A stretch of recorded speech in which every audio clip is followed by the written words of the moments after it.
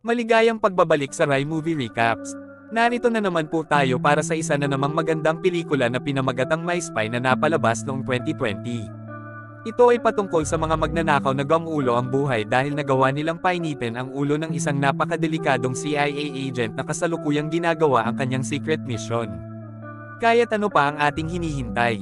Sit back, enjoy and relax labyo. Nagsisimula ang pelikula sa isang pasilidad ng kuryente sa Ukraine.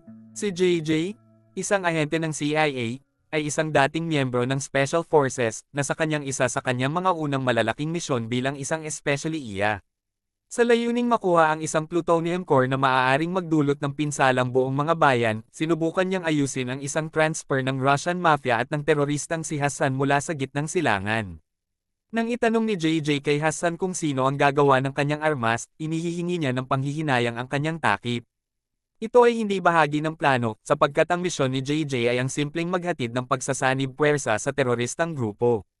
Sa ganitong paraan, magagampanan ng mga awtoridad ang pag-aresto sa mga kriminal. Kinilala ni Hassan siya bilang isang espia, at ang mga pinuno ni JJ ay maaaring bantayan ng lahat sa pamamagitan ng surveillance. Sa puntong ito, napipilitang gumamit ng sandata si JJ para makatakas sa sitwasyong ito. Kinuha niya ang kanyang mga baril at pinatamaan ang lahat ng terorista sa paligid. Pagkatapos, pumunta si JJ sa kabisera ng CIA sa Langley, kung saan sinabihan siya ng kanyang boss na si David Kim dahil sa hindi niya pagkasya sa pagtupad ng gawain dahil wala silang paraan upang isara ang network, kanyang winasak ng halos lahat. Kung iniwan niya silang buhay, maaari niyang huliin at tanungin ang mga ito upang malaman ang tunay na utak na nais magtayo ng atomic weapon upang sirain ang buong mga syudad. Gayunpaman, tiyak si JJ na ang mga kriminal ay nakatanggap ng nararapat para sa kanila, at bukod dito, siya'y napipilitang pumatay upang makatakas ng buhay. Gayunpaman, may isa pang kriminal, si Azar, na may hawak pa rin ng isa pang plutonium core at nakakalabas-labas pa. Dahil sa ginawa niya sa misyon, pinaalis ni Kim si JJ at ipinadala siyang bahay para mabuhay mag-isa kasama ang kanyang alagang isda, si Blueberry. Ang eksena ay nag-shift kay Sophie, isang batang babae mula sa Pransya, na kamakailan lang ay lumipat sa Chicago kasama ang kanyang ina na si Kate. Nahihirapan ang batang babae sa pag-adjust, at ang gusto lamang niya ay makilala ang mga bagong tao. Nahuli si Sophie sa kamera ng ilang masasamang babae sa school bus dahil sa hindi inaasahang nadulas siya ng meron sa bibig niya. Pagkatapos ay nagbibigay si Kim ng maikli at buod ng mga especially iya sa Pranses na nagtutok kay Victor Marquez, isang dealer ng armas, na nagtatrabaho kasama si Hassan, ang taong kumuha ng plano ng nuclear mula sa Soviet. Nang malaman ni David, ang kapatid ni Victor, ang tungkol sa trabaho nito at ginawa ang hakbang upang pigilan siya, pinatay siya ni Victor. Ang layunin ay wasakin si Victor bago sila magtagpo ni Azar para bumuo ng isang nuclear weapon. Iniatas ni Kim ang isa pang ahente, si Christina, sa mga misyon at ipinagsanib si JJ sa tech operator na si Bobby para bantayan si Kate at si Sophie dahil sila ang pamilya ni David at nais maging handa kung sakaling subukan ni Victor makipag-ugnayan kay Kate.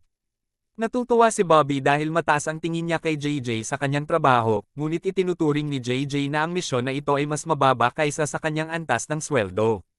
Ang masamang apartment na tinatawag nilang tahanan ay nasa parehong gusali kung saan matatagpuan ang apartment ni Kate at Sophie.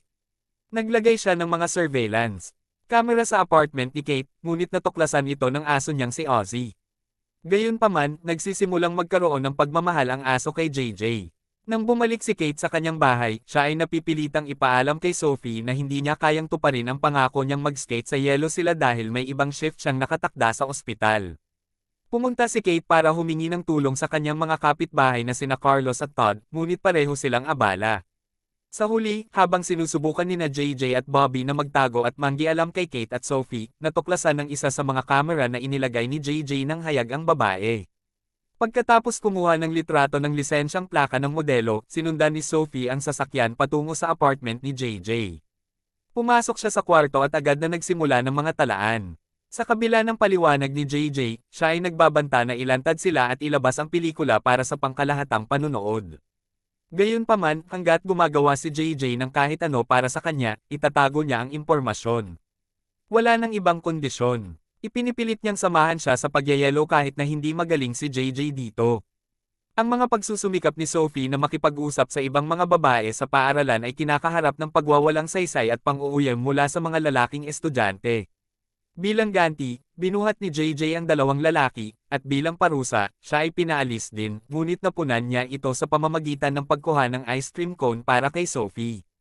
Si Kate ay nag-aalala kay Sophie dahil hindi niya ito sinabihan kung saan siya pupunta, at nang bumalik sila sa apartment, sinasaktan niya si JJ nang malaman niyang kasama ito ni Sophie. Sinasabi ni Sophie sa kanyang ina ang lahat ng nangyari, at agad na humihingi ng tawad ang kanyang ina kay JJ. Sa huli, pagkatapos na matapos ang umaga ni Sophie, bumabalik si JJ upang tulungan si Sophie sa pag-ayos ng linya patungo sa lababo. Sa kabila ng kanyang mga pinakamagandang pagsisikap, ang nangyayari lamang ay sila'y nababasa ng tubig. Nagugulat din si Kate na mahilig si Ozzy kay JJ dahil kadalasang hindi ito naging friendly sa mga hindi kilala. Pagkatapos ng lahat, sa kabila ng mga tutol ni Bobby, nagtagumpay si Sophie na kumbansihin si JJ at si Kate na hayaan siyang manatili para sa hapunan. Gayunpaman, iginiit ni JJ na ito ay bahagi ng plano, at hindi siya makakatanggi sapagkat may kakayahan ang munting babae na ilantad ang kanyang lihim. Sumasang-ayon siyang maging espesyal na kaibigan ni Sophie para sa isang presentasyon na ginagawa ng mga bata kasama ang kanilang mga magulang o iba pang mga matanda sapagkat bantaan siya nitong ilantad ang kanyang cover story. Pumupunta siya sa paaralan niya, kung saan kinakailangan niyang makipagtagpo sa isang grupo ng mayayaman. Gumagawa siya ng paraan para itago ang kanyang trabaho, ngunit nang marinig niya ang ilang ibang estudyante na nagbibigay ng masamang komento tungkol kay Sophie, aamin siya sa kanila na siya ay, marahil, ay isang ahente ng CIA na nakakita at nakalahok sa ilang kakaibang gawain. Nagulat ang mga bata at nagsimulang makipag-usap kay Sophie, bukod dito, ibinigay ng guro ni Sophie ang kanyang numero kay JJ. Sa kabilang banda, itinutulak siya ni Sophie na itapon ito dahil sa lihim na gusto niyang magkasama sina JJ at Kate.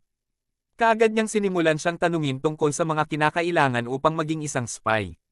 Sa unang hakbang, hindi niya ipinakikita sa kanya ang anuman, ngunit siya'y naglalaro sa kanyang ego sa pamamagitan ng pahiwatig na maaari siyang makipag-usap kay Bobby tungkol dito.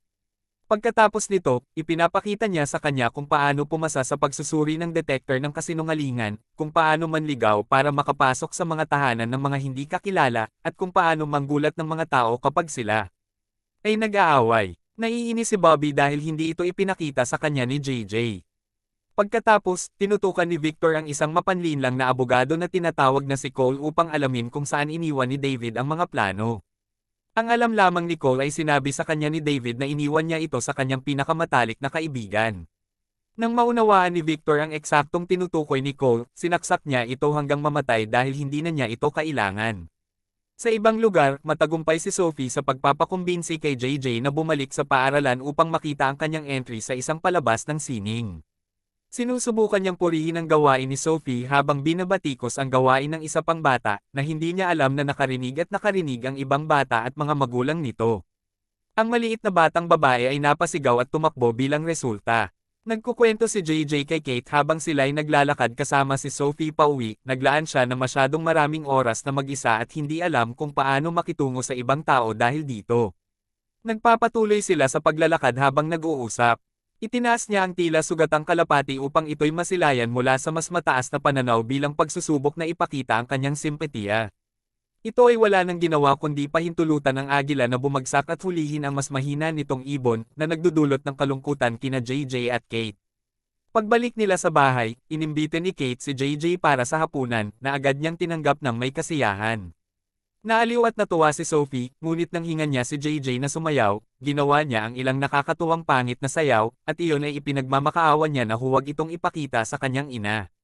Nakita si JJ ni na Carlos at Todd sa gabi ng kanilang pagkikita, at binigyan siya ng mabilisang pag-ayos para magmukhang maayos para kay Kate.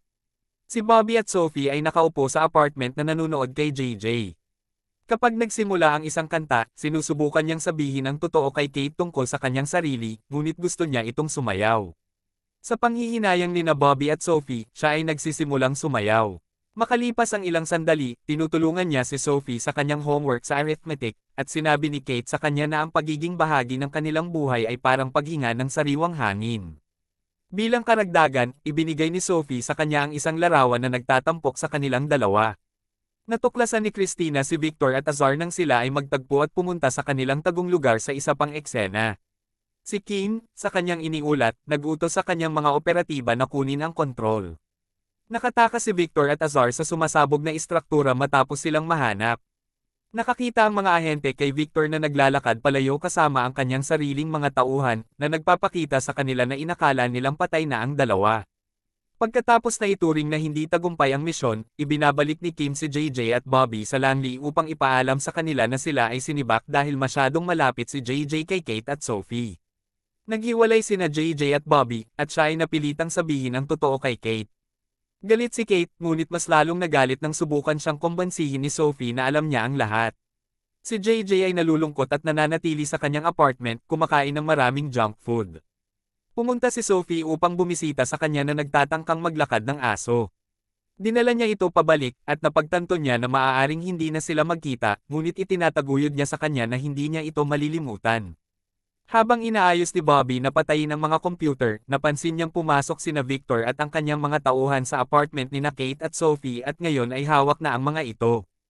Iniisip niya na si Ozzy ang pinakamatalik na kaibigan ni David at natagpuan ang mga plano sa leeg ni Ozzy. Sinubukan ni JJ na makilahok ngunit siya rin ay inagaw na bilang bihirang bilanggo. Pagkatapos, dumating sina Carlos at Todd upang patumbahin ang mga tauhan, at lumitaw na sila rin ay mga independent contractor, naghahanap ng mga plano. Sa pagsusumikap na tulungan si JJ, kinuha ni Bobby ang ilang baril, ngunit nawawala ang isa, at sumabog ito at tumama sa apartment, nagbibigay kay Victor ng pagkakataon na kunin si Sophie at ang mga plano. Sinundan sila ni JJ, at si Kate ay kumuha ng kanyang sasakyan para sundan sila. Pumunta si Victor sa isang paliparan at sinubukang tumakas kasama si Sophie at ang mga plano. Pagdating nila, si JJ ay nagmamadali papasok gamit ang isang truck na nagbabara sa runway. Si Victor ay napipilitang huminto, ngunit ang mga turbine ay namputol ng fuel line mula sa truck. Lumalaban si JJ kay Victor habang si Sophie ay nagtatangkang tumakas, ngunit sa kanyang pagtakbo, nasagi niya ang mga kontrol ng eroplano, na nagiging sanhi ng pagbagsak nito mula sa bangin. Nang mapansin ito ni JJ, siya ay nagmadaling iligtas si Sophie at hila ito palabas ng eroplano. Binasahan ni Victor ng banta na saktan silang dalawa kung hindi ibibigay ni Sophie ang mga plano, kaya't hindi pa tapos ang kwento. Nagplano siyang patayin sila kahit na ibinigay na ni Sophie ang kahon, ngunit sinuntok siya ni Kate sa ulo na nagdulot sa kanya ng pagkalasing. Itinulak ni JJ ang eroplano palabas sa bangin, hinatak si Victor pababa patungo sa kanyang kamatayan. Ibinigay ni Sophie ang mga plano sa kanyang kay JJ. Nagkita sina JJ at Bobby, bagaman ipinaalam niya kay Kim na gusto niyang manatili sa Chicago kasama si Bobby bilang kanyang kasosyo. Sa wakas, nakapag-ugnay muli si JJ kay Kate at nagyayelo kasama siya at si Sophie at ang mga bagong kaibigan sa paaralan. At dito na nga nagtatapos ang pelikula natin para sa araw na ito. Maraming salamat sa panunood.